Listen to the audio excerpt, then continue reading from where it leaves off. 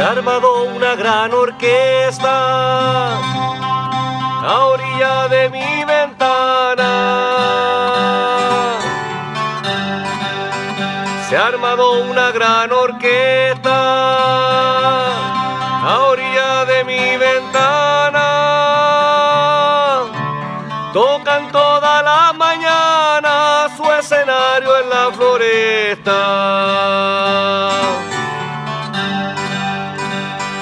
La loica con la traspuesta, al piu que ha retado a duelo.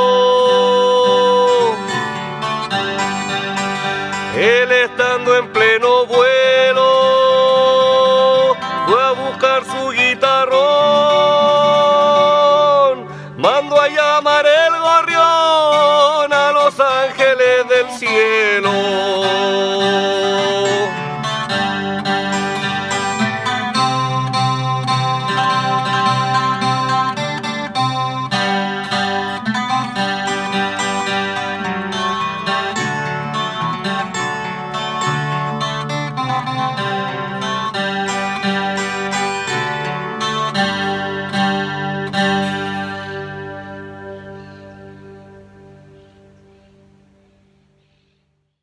Hola amigos de Tertuleando con Pancho, hoy acá tengo otro invitadazo como acaban de escuchar. Se trata de Alfonso Ureta. ¿Dije bien? Muy bien. Lo dije sin H. Muy- Así va. Bueno. ¿Cómo estás, Alfonso? Bien, Pancho, un gustazo estar aquí en tu programa. Gracias por la invitación. Bueno, así contame brevemente antes de entrar, digamos, en el vivo de la cosa, ¿no? ¿Dónde naciste y la música, bueno, la música cómo llegó a tu vida, pero sobre todo esta cosa del guitarrón, que me imagino yo que hasta hace poco era un instrumento en desuso. Sí, un poco es un instrumento bastante desconocido aún, porque a pesar de que tiene alrededor de unos 300 años, o sea, es más antiguo que la misma República de Chile, Claro. se creó en la época de la colonia, por decirlo así, eh, siempre se mantuvo alejado de la cultura oficial, fue un instrumento muy relegado a la ritualidad campesina, a la religiosidad popular. Entonces nunca estuvo ni ligado ni a la Iglesia Católica, ni a la alta cultura, siempre fue de las clases humildes en su propia ritualidad, entonces se mantuvo alejado de todos los medios, de toda la cultura oficial, como yo te digo, entonces fue transmitiéndose por familia, de tradición oral, a través de este tiempo, hoy por hoy, gracias al Internet, gracias a académicos interesados, y a nuevos ejecutantes jóvenes que han aprovechado las redes sociales y que se han publicado documentales, libros, nuevas investigaciones sobre esto. Hoy día ya hay un poco más de visualización de lo que es el guitarrón chileno y el canto a lo poeta. Así que en ese sentido estamos súper alegres porque ha tenido como un renacer en este mundo moderno, como una paradoja, ¿no es cierto? Un instrumento Claro. tan campesino, tan rudimentario, tan rústico, que tiene que pelear contra lo mainstream, ¿no es cierto? Hoy día sí, alegremente ha tenido una mayor difusión. ¿Dónde naciste y cómo fue que el guitarrón llegó a tus manos, a tu vida? Porque, o sea, ¿cómo el guitarrón llegó a tu vida? Porque, digamos, te lo pregunto porque generalmente nosotros de nuestra generación quisimos recuperar o la música andina, ¿no? O, o cosas, digamos, la trova cubana, ¿no? Claro. Pero el guitarrón, digamos, es una cosa, como decir, en ese momento lo era más única que rara. Sí, sí, sí, sí, lo sigue siendo. Bueno, yo soy nacido y criado en Pirque, que es una localidad rural, campesina, que está a las afueras de Santiago de Chile. Esta localidad queda a unos 40 minutos o 40 kilómetros más o menos de Santiago hacia el sur, al sur del río Maipo. Y bueno, y Pirque es una comuna campesina de mucha tradición folclórica, de mucho canto, eh, de mucha poesía popular, ya todo lo que es la décima, Spinetta, la cuarteta, el canto aprendido de memoria, el canto a lo divino, el canto al humano y la paya, que es el duelo de improvisación en verso, ¿no es cierto? Y fue aquí, en esta localidad, donde de niño yo me interesé en la música. Al principio, escuchando lo que sonaba en la casa, ¿no es cierto? Música de la radio, qué sé yo, los Beatles, el rock de esa época, incluso la balada latina, toda esta música de radio principalmente. Sí, porque tampoco vengo de familia de músicos ni con mucha cultura musical, sino que simplemente era lo normal. Y desde chico empecé a cantar. Mi papá y mi mamá se dieron cuenta que tenía como buen oído porque yo cantaba afinadito. Entonces a los 9 años me mandaron a clases de guitarra y ahí yo empecé a tocar guitarra y a cantar a los 9 años. Pero fue a eso de mi adolescencia donde yo empecé a agarrar un gusto por el folclore, muy Ah, influenciado por la zona donde yo crecí y que sigo viviendo acá en Pirque, por toda esta cultura campesina y este canto campesino. Ahí empecé a conocer a algunos cultores y a eso de los 18 años más o menos yo conocí por primera vez el guitarrón chileno.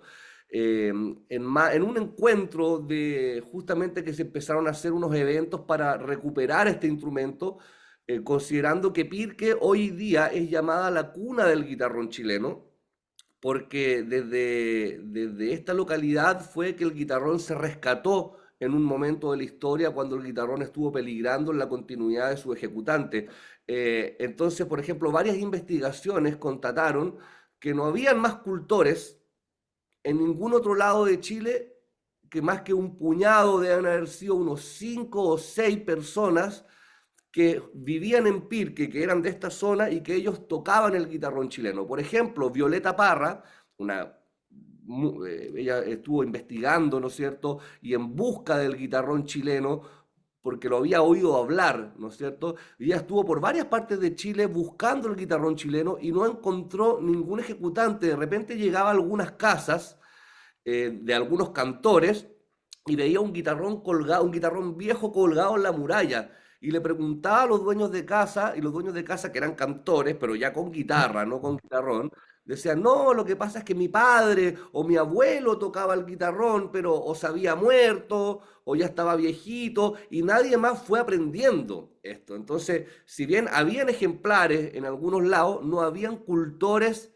activos, claro. solamente en Pirque. Y ahí, cuando se dieron cuenta de esto, llegaron los investigadores, los académicos a hacer todo un proceso de recuperación, se formaron unos talleres, llevaron a Santos Rubio, que es uno de los próceres del guitarrón, ¿no es cierto?, del guitarrón chileno, lo llevaron a Santiago, a la Universidad de Chile, para que él hiciera unos talleres, se comenzaron a escribir algunos documentos también investigativos y musicológicos.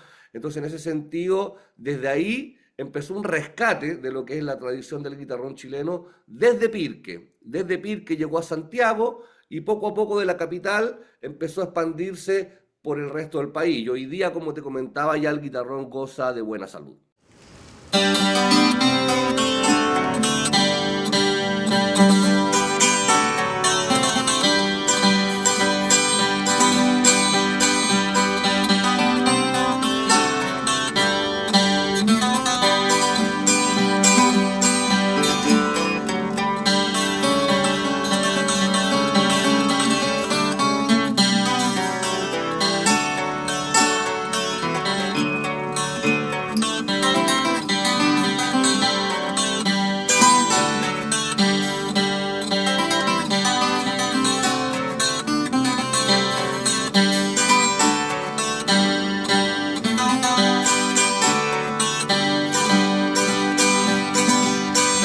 Desde un pueblo de cultores,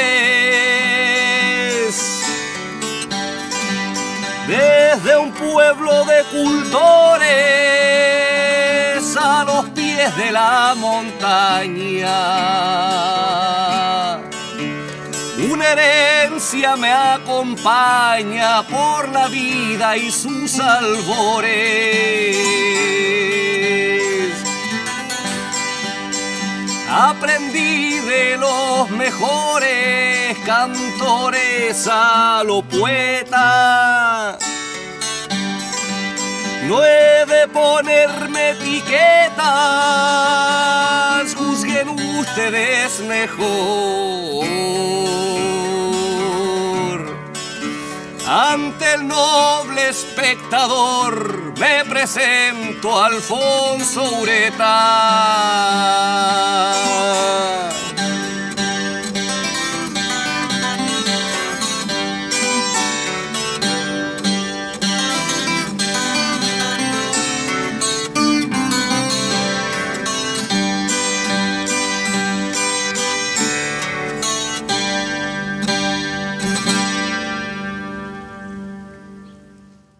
Después de todo este viaje del guitarrón, ¿no? Que me contaste, que se fue de las regiones a Chile, Violeta Parra no encontró ninguno, y Violeta Parra era una que caminaba, Exacto. era una que no, o sea, no podemos decir que no buscó porque ella caminaba como se debe, ¿no?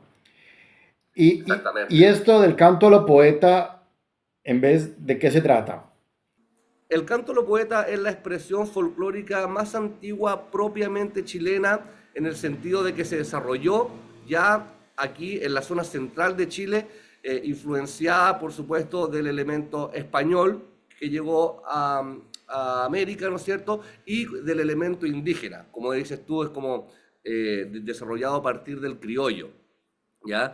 Esto empezó a desarrollarse ya en la época de la colonia, como le decimos, a partir del año 1600, entonces una expresión que ya lleva más de 400 años de historia y que vino influenciado por las melodías de los trovadores y los juglares medievales españoles y también con el canto gregoriano que utilizaban los jesuitas para evangelizar a esta población analfabeta de mestizos e indígenas que habían en América Latina. Los jesuitas eran los encargados de la educación y de la evangelización. Es un poco en todo el continente, ¿no? Exactamente, exactamente. Y enfocado aquí, los jesuitas estuvieron 170 años hasta que después ya el rey, no me acuerdo, Felipe, tanto, no me acuerdo, los expulsó de América. Y ahí un poco este canto empezó a funcionar solo, ya no al amparo de la iglesia ni de la institucionalidad oficial, sino que empezó a folclorizarse, como se dice, y a agarrar caracteres propios. Y ahí estas melodías se fueron transformando, se fueron criollizando en ese sentido y dieron paso a lo que hoy conocemos, lo que se llama el canto a lo poeta, que es este canto para acompañar, es la música para acompañar las décimas, ¿ya? Así como en otros países los verseadores, los payadores, los trovadores, como los repentistas, ¿no es cierto? También utilizan sus propios estilos, ¿no es cierto? Locales para acompañar sus cantos en décima. Aquí se le llama el canto a lo poeta, que tiene características muy particulares, y fue para este estilo es que nació el guitarrón chileno, justamente, derivado de la guitarra renacentista y de la vihuela que trajeron los españoles a América, que, no sé, esos mismos instrumentos dieron origen en el altiplano al charango, en la parte andina de Colombia al tiple, en los llanos el cuatro Claro. llanero, ¿cierto? Entonces, porque antes, en la época precolombina, aquí no habían cordófonos, entonces los cordófonos latinoamericanos surgieron a partir de la llegada de los españoles y en Chile surgió el guitarrón chileno, que tiene muchas peculiaridades, ¿no es cierto? Un instrumento de 25 cuerdas y que tiene harto simbolismo y podemos verlo con mayor detalle.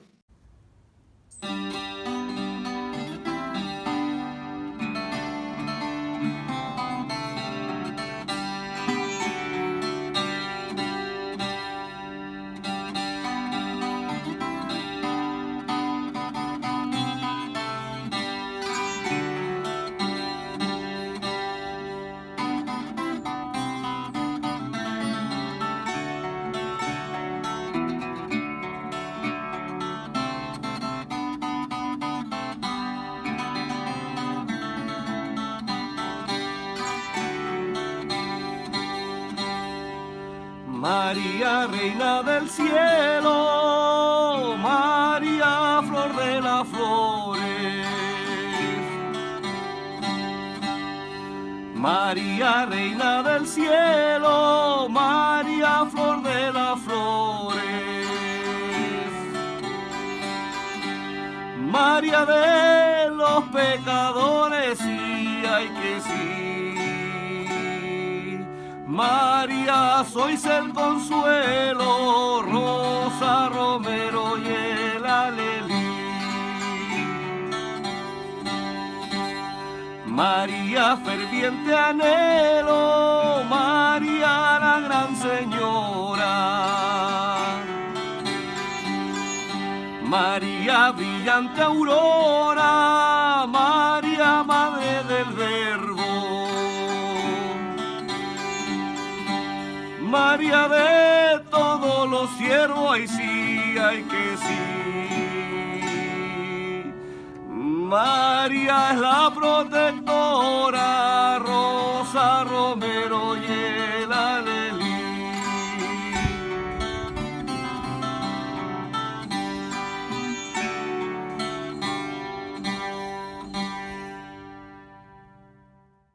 Pero la cosa tiene un número de cuerdas desproporcionado respecto a, como te decía fuera de micrófono, yo me quejaba del tiple para afinarlo, que tenía 12 cuerdas, y cuando vine a saber que este tenía 25, ya no me quejo más, digo, ya no, ya. Sí, sí, es una rareza, los investigadores han tratado de encontrarle sentido a esto, porque la verdad que hay un eslabón perdido, como que no se ha encontrado un intermedio justamente entre la guitarra renacentista, que la guitarra tenía 5 cuerdas en ese momento, igual que la vihuela que tiene 5 órdenes dobles, ¿ya? Sí. El guitarrón tiene 5 órdenes también, pero órdenes múltiples. O sea, hay un orden que tiene 6 cuerdas, hay otro orden que tiene 5, otro que tiene 4 y dos que tienen 3. Entonces son dispares, ocupan diferentes cantidades de cuerdas y no hay un intermedio, como que de repente el guitarrón apareció como tal y falta el eslabón perdido de la evolución, ¿no es cierto? Ah, Se estima, se puede entender que en el proceso pudieron haber guitarrones de 12, de 15, de 18, 20, claro. hasta llegar al número hoy día establecido que son 25, pero no se han encontrado esos vestigios. Entonces no se sabe exactamente el lugar donde nació, no se sabe quién lo inventó, sino que se estima que es una creación colectiva que se fue desarrollando durante los años o los siglos, ¿no es cierto?, en busca de una sonoridad que fuera la acorde para acompañar esta música de carácter ritual en un principio, que es el canto a lo divino, que posteriormente dio origen al canto a lo humano y ya después a lo que es la improvisación de los versos y los duelos y debates, ¿no es cierto? Hay unas teorías de algunos investigadores que dan algunas luces de dónde podría venir esta configuración de cuerda y esta sonoridad, pero son teorías, ¿ah? Algunas bastante interesantes que puedo compartir, pero es un misterio aún esto. No, bueno, es que el guitarrón, yo, o sea, por como la veo, porque antes de estar aquí enfrente tuyo, me preparé un poquito sobre como un par de cosas, ¿no? Y de verdad, lo que estás diciendo, ¿no? El eslabón perdido que siempre está el paso del charango a la guitarra, el paso, perdón, al contrario, de la guitarra al charango, ¿no? Eh, el guitarrón no tiene un paso de tal cosa a tal otra, ¿no? Sino, y además tiene las cuerdas en un modo muy desordenado, tiene órdenes de un número, pero el tiple tiene 4 órdenes de 3 cuerdas. Es bien simétrico, en este sentido el guitarrón Sí. es totalmente asimétrico. Bueno, el guitarrón tiene bastante mística, varias partes de sus elementos tienen como unos simbolismos populares muy interesantes. Eh, y claro, una técnica bastante rudimentaria, como te decía. Hay un orden, hay un grupo de cuerdas que tienen 6 cuerdas que están a la octava, varias al unísono y varias a la octava para dar una nota. Y como son 6 cuerdas, es imposible tener la técnica de la guitarra o de los otros cordófonos donde tú con la punta del dedo apoyas, digamos, o pisas, como se dice, el grupo de cuerdas. Aquí son tantas cuerdas que con la punta no te alcanza, entonces tú tienes que hacer una especie como de cejillo y empiezas a utilizar la falange completa para poder Claro. digitar ese grupo de cuerdas y te queda una postura súper tosca, súper antitécnica. Un guitarrista clásico lo condenaría, pero finalmente son las técnicas rudimentarias necesarias para tocar un instrumento de estas características.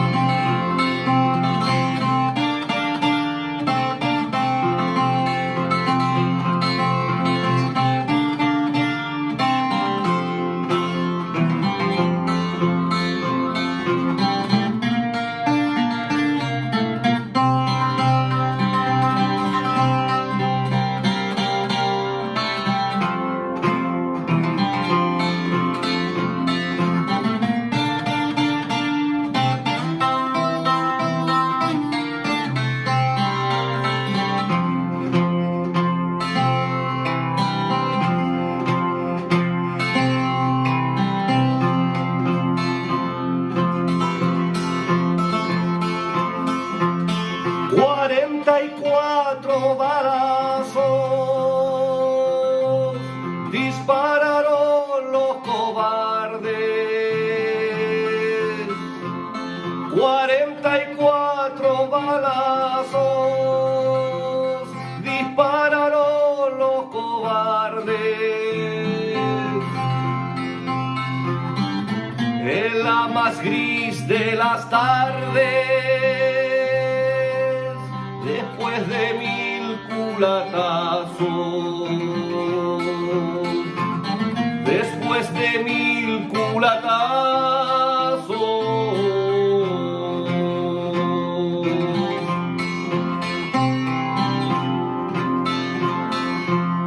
le reventaron los brazos, desfiguraron su cara, pero no hubo quien callara la voz del cantor valiente, porque vivo entre la gente siempre estará Víctor Jara, siempre estará Víctor Jara.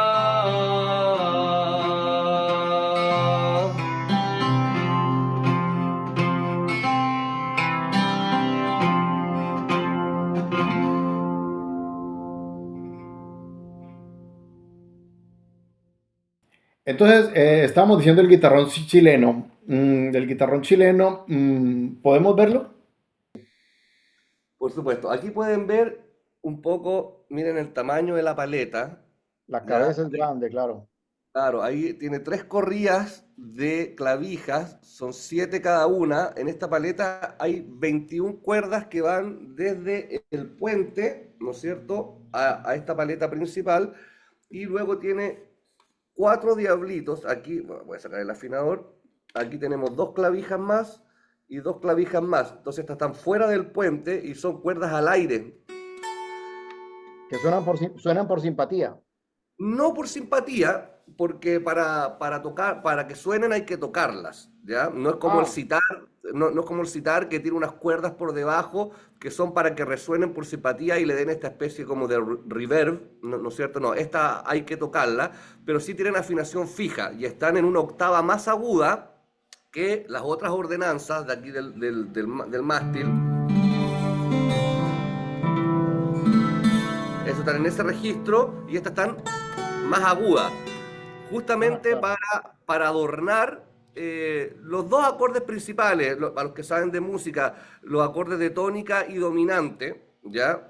Los acordes principales de una tonalidad, en este caso el guitarrón está afinado en sol, entonces esto le da, hace crecer la sonoridad en un registro más alto. Por ejemplo, si yo toco el acorde de tónica sin diablitos, suena así. Y ahora le voy a agregar los diablitos para que noten la diferencia. Ah, claro. Y lo mismo en el dominante, acá, sin diablitos, y ahora con. Y ahí crece la sonoridad en su registro. Pero estos diablitos son para agregarlos en ciertos momentos nomás de los pasajes musicales. No, no se tocan todo el rato. Es como el aliño en las comidas. Si tú le echas mucho aliño, queda muy pasado. Tiene que tener buen gusto esto. Entonces, en ciertos momentos se ocupan para crear un contraste, por ejemplo.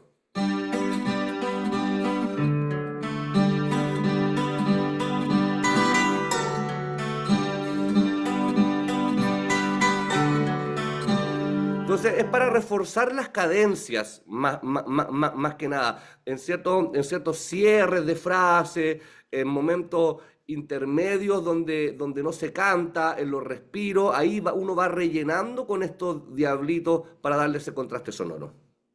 Claro, y la otra cosa que veo es este círculo en medio, como una especie como de espejito. Eso hace parte de la decoración. Y me imagino que estas dos alas que tiene abajo que parecen hojas, ¿no? Son un poco para, bueno, aparte que son bonitas y todo, ¿no? Y este puente así con estas curvas. Aparte la belleza, ¿no? Pero me imagino yo que también tiene una tensión que será como 3 veces un charango, ¿no? O sea, entonces eso servirá para que la madera no se... Sí, tiene una función un poquito también como de refuerzo, pero principalmente son cosas ornamentales, ¿ya? Como te decía, el guitarrón tiene bastante simbolismo. Bueno, partamos por los puñales. Estos puñales que vienen a representar un poco lo que es el duelo poético, lo que se conoce acá en Chile como la paya, en otros países la payada o la controversia, ¿no es cierto? Y es ese simbolismo, que es como el duelo criollo, ¿no es cierto? El duelo poético. El cambio, el espejo tiene un sentido un poco más místico porque tiene que ver con el cantor a lo divino, ¿ya? Que tiene que su religiosidad popular y el rol que tiene el cantor a lo divino como catequista y como figura espiritual importante en las comunidades campesinas, donde no participan los curas o la Iglesia Católica, digamos, la institución oficial, sino que son los cantores los que predican la palabra, los que comandan estas ceremonias de religiosidad popular, por decirlo así. Es la parte pagana de la espiritualidad. Ahora, y este espejo un poco es la protección que tiene el cantor a lo divino frente a los malos espíritus, ya con la creencia de que en los espejos rebotan las malas energías. Ah, el Entonces, mal de ojo, todas estas cosas, claro. exactamente, exactamente. Entonces es una protección. Y en ese sentido, bueno, el guitarrón tiene bastante simbolismo. O sea, podemos decir que tiene cuatro diablitos, ¿ya? Estas cuerdas laterales, que los diablitos, esos cuatro diablitos representan la cuarteta, ¿ya? Del verso glosado, ¿ya? Uy, El verso glosado, bueno, está presente en casi todas las culturas de Latinoamérica, que a partir de una cuarteta se hacen cuatro décimas, ¿ya? Donde cada una de esas décimas termina en su décima línea con una de estas sí, sí, versos de sí. la cuarteta, ¿no es cierto? La décima glosada, el verso glosado, así como se le llama. Aquí se le conoce como el verso encuartetado. Entonces representan la cuarteta del verso glosado.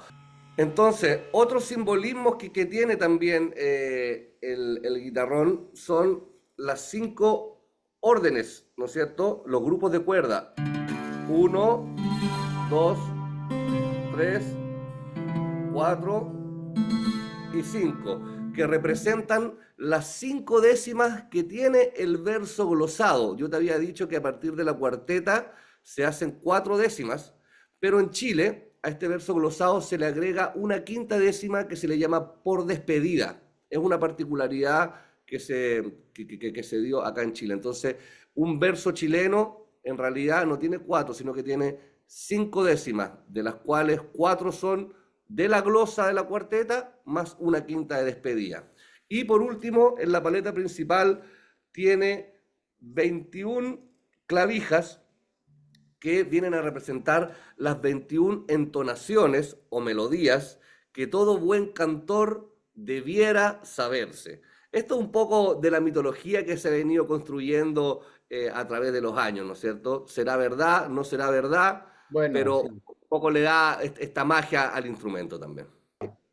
Sí, se usaba también antiguamente, más que ahora, muchos adornos. Se le incrustaban conchas de perla o monedas, o se hacían dibujos, porque en el fondo el guitarrón en un principio era un instrumento de mucha devoción religiosa, entonces era como un instrumento para alabar a Dios. Entonces era como una ofrenda también, era muy rimbombante en lo visual. Hoy por hoy ya por el tema del costo también y de la practicidad, ¿no es cierto? Los guitarrones ya son menos adornados, ya como este, pero lo que sí se ha mantenido, por ejemplo, casi como un obligado, son los puñales. Te quería preguntar esto de que lo nombraste así como de ladito, ¿no? Del canto a lo divino, el canto a lo poeta, eh, digamos, ¿qué es esto? Sí, como te decía, es la expresión que se fue desarrollando en la época de la colonia, acá en el campo chileno, a partir del mestizaje, ¿no es cierto? Como te decía, influenciado por las melodías españolas del medioevo, influenciado por el canto gregoriano que utilizaron los jesuitas para enseñar las historias bíblicas y que utilizaban la décima espinela también por el ritmo octosilábico, por la combinación de rimas que se hacía bastante fácil para aprenderse las cosas de memoria, considerando que Se quedaba en el oído, claro. exacto, considerando que en un continente, en su mayoría, gran mayoría, si no en su totalidad en ese momento, con una población analfabeta. Entonces, enseñaban las historias bíblicas a través de estas poesías en décimas fáciles de recordar y a través de canciones. Estas melodías se fueron folclorizando, agarrando carácter propio y dieron origen a lo que es el canto a lo divino, ¿ya? Como te comenté, los jesuitas estuvieron 170 años en sus misiones en América y luego el rey de España los expulsó y ahí esta expresión empezó a andar sola, empezó a andar independiente, eh, a funcionar fuera de la institución y empezó a agarrar sus colores propios, su propio lenguaje se fue desarrollando y ahí nació el canto a lo divino tal como lo conocemos hoy por hoy. Posteriormente dio origen al canto a lo humano, que ya tiene que ver con las temáticas, digamos, terrenales, quizá por entretención, por sabiduría, por festejo, por reflexión también de la vida, mucha filosofía, ahí cabe toda la cosmovisión también del mundo campesino. Y posteriormente ya con el tiempo se dio lo que es la paya, como te comentaba, que era la improvisación de estos versos y los duelos poéticos. Entonces, la característica de esto es que tanto en el canto lo humano como en el canto lo divino y en la paya se utiliza el mismo estilo de música, ¿ya? Las mismas estrofas, décimas o cuartetas, pero cambia el sentido en lo que es la temática. Por supuesto, en el canto lo divino son historias bíblicas y todo lo que tiene que ver con la espiritualidad, en el canto humano, como te decía, todas las temáticas terrenales y en la paya ya la improvisación y la competencia. Por supuesto que en el canto lo divino, al ser un rito contemplativo, de devoción, tiene un tempo, un pulso un poco más lento, más lánguido, una forma de cantar también eh, como más profunda, por decirlo así. Ya el canto a lo humano puede tener las mismas entonaciones, las mismas melodías, pero ya un poquito más, rítmico, ¿no es cierto? Movido. Un poquito más movido, entre comillas, porque esto no es una música ni para bailar ni nada, es una música eh, para contemplarse, ¿no es cierto? Y ya la paya donde tú tienes que tener el ingenio, la improvisación a flor de piel, ahí ya se puede notar que todo es mucho más rápido porque tienes que demostrar tu agilidad. Entonces, es la misma música, pero interpretada en diferentes tiempos, por decirlo así. Y en ese sentido, nosotros podríamos hacer una pirámide del canto lo poeta con la jerarquía de ciertos elementos. O sea, aquí lo más importante de todo es el mensaje, es la poesía, antes que la música. O sea, si yo tuviera que hacer una jerarquía, yo pondría primero la poesía, que es donde viene el mensaje, luego el canto, que es cómo se transmite este mensaje, y luego después el instrumento. O sea, aquí, por ejemplo, se entiende mucho que para ser cantor a lo poeta no es necesario ser un gran cantante o un gran cantor o ser muy afinado o tocar muy bien el instrumento. Habían muchos grandes poetas eh, que a lo mejor eran un poquito desafinados o en el campo antiguamente era muy difícil templar 25 cuerdas que te quedaran bien afinadas. Hoy día existen los afinadores electrónicos, hoy día no nos podemos dar ese lujo de dejar el guitarrón desafinado, pero antiguamente uno escucha grabaciones y hay una destemplanza, hay desafinaciones que son producto y a la gente no le importaba. Lo que no te pueden perdonar es que hay una mala poesía o que el mensaje no tenga un sentido profundo. O sea, todas las letras que tienen que ver en el canto de los poetas no se habla de cualquier cosa. No es como un reggaetón que aquí, para allá, y, no, Claro. son puro sentimiento profundo, puro mensaje filosófico. La Entonces, aquí, metáfora. claro, aquí lo más importante, más allá del canto y más allá del instrumento o de la interpretación, es la poesía. Según mi Claro. interpretación, lo que yo he venido, digamos, recogiendo con los cultores, con lo que he podido venir estudiando, conversando en estos ya 20 años que llevo metido en el mundo del canto de los poetas. También hay lo que yo he podido comparar con distintas expresiones de la décima cantada en América Latina, es que en Chile por lo menos hay una gran variedad de entonaciones, de melodías tradicionales con las cuales se cantan. Por ejemplo, si yo comparo con Argentina, lo que está más cerca acá que yo conozco, los argentinos payan, como se dice, en milonga, en ritmo de milonga, que es en mayor o en menor. O sea, tienen esos dos tipos de entonaciones, en modo mayor y en modo menor, y con eso todos ocupan la misma melodía, digamos, con esas dos variantes. En cambio, en Chile hay un montón de entonaciones diferentes, algunas están en mayor, otras en menor, algunas en mixolidio, algunas tienen intercambios modales, entonces en diferentes modos, digamos, entonces Cada uno tiene la suya, digamos. claro, hay una riqueza melódica también a considerar. Claro.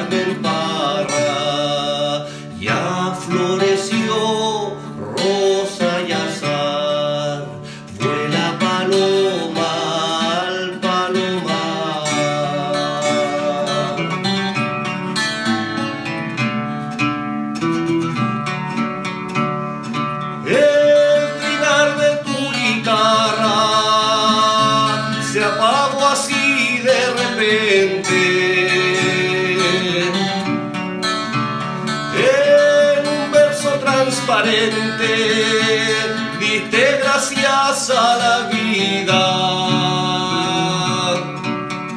y echando la despedida te hiciste paloma ausente, te hiciste paloma ausente. Ya floreció rosa y azar, vuela paloma al palomar.